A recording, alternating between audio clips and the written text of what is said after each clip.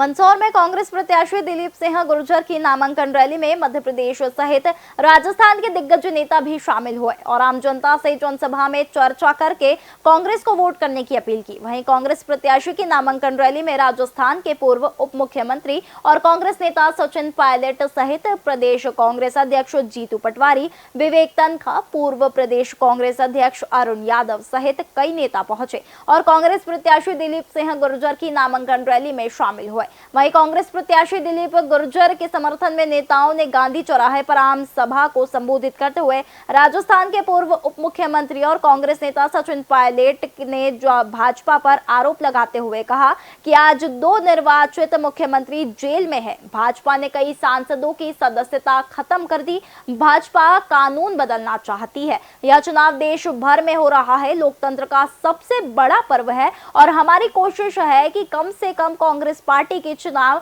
उन मुद्दों पर लड़ा जाए जो लोगों के जीवन को प्रभावित करता है। लेकिन मुझे खेद है जो दल आज सत्ता में है उनकी कोशिश है कि 10 साल राज करने के बाद एक बार पुनः यह चुनाव उन मुद्दों पर लड़ा जाए जो जनता के जज्बातों को भड़काते हैं। वहीं प्रदेश कांग्रेस अध्यक्ष जीतू पटवारी ने कहा कि यहाँ के सांसद कभी भी लोगों के काम नहीं आए। 10 साल में कोई ऐसा विकास कार्य बता दो जो सांसद के खाते में जाता हो, इसलिए इस बार आप कांग्रेस को वोट दे। देश की अब हवा बदल रही है और यह हवा कह रही है कि भाजपा जा रही है, कांग्रेस आ रही है।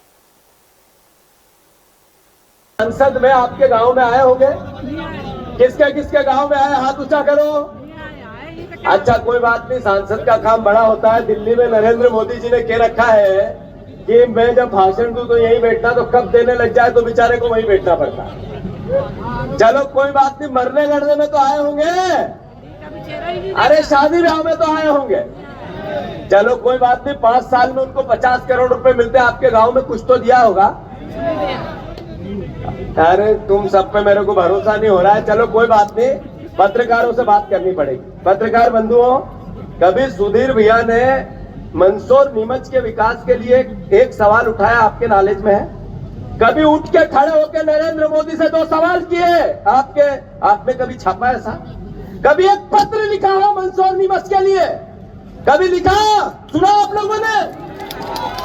तो फिर ऐसे व्यक्ति को फिर से मंदसौर नीमच की जनता को चुनना चाहिए क्या? मेरा इतना ही आग्रह है, दिलीप भैया की चुनाव लड़ाने की प्रोसेस में सार्वजनिक करना चाहता हूं। एक भी ऐसा नेता नहीं है यहाँ।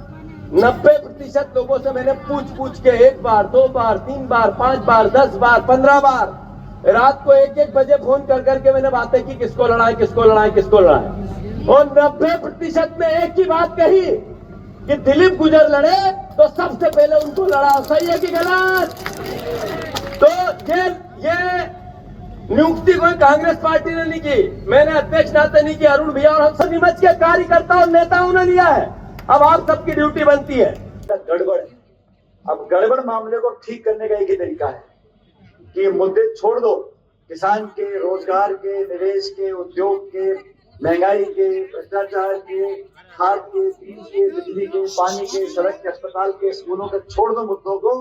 अब मुद्दों की जगह हम बात करते हैं उस बेटियों की, मंगलसूत्र की, मंदिर की, मस्जिद की, हिंदू की, मुसलमान की, हिंदुस्तान की, पाकिस्तान की।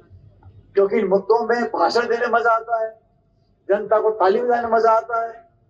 और हम लोगों ने सैद्धांतिक बात अपनाई है कि हम लोग सरकार बनने के बाद, और ये कांग्रेस पार्टी की औपचारिक घोषणा है, यहाँ बहुत से किसान भाई बैठे हैं, देश आजाद हुए बहुत समय हो गया, 10 साल बीजेपी की सरकार रही, पूर्ण बहुमत की, 3 काले कानून बनाए किसानों के खिलाफ, पूरे देश में आंदोलन हुआ, सैकड़ों किसानों की आत्मा आज गवाही दे दी है, जो मर गए बेचारे हमारे किसान भाई, उनके खिलाफ 3 काले कानून बनाए।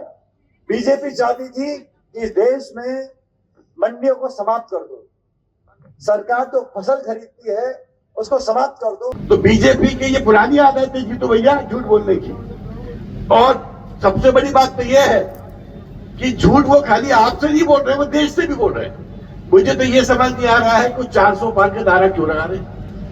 क्या वो चाहते हैं कि देश का संविधान बदलना चाहते हैं? उनके सांसद तो ऐसे ही बोल रहे हैं। मतलब वो 75 साल पुराना हमारा संविधान जो बाबा साहब ने बनाया था, जिससे हमको तमाम आजादी मिलती है, आरक्षण मिलता है, पूरा देश का कार्यपालिका, न्यायपालिका, विधायिका सब उसके माध्यम से चल रही है। अब आबो हवा बता रही है कि हवा का रुख बदलने वाला है।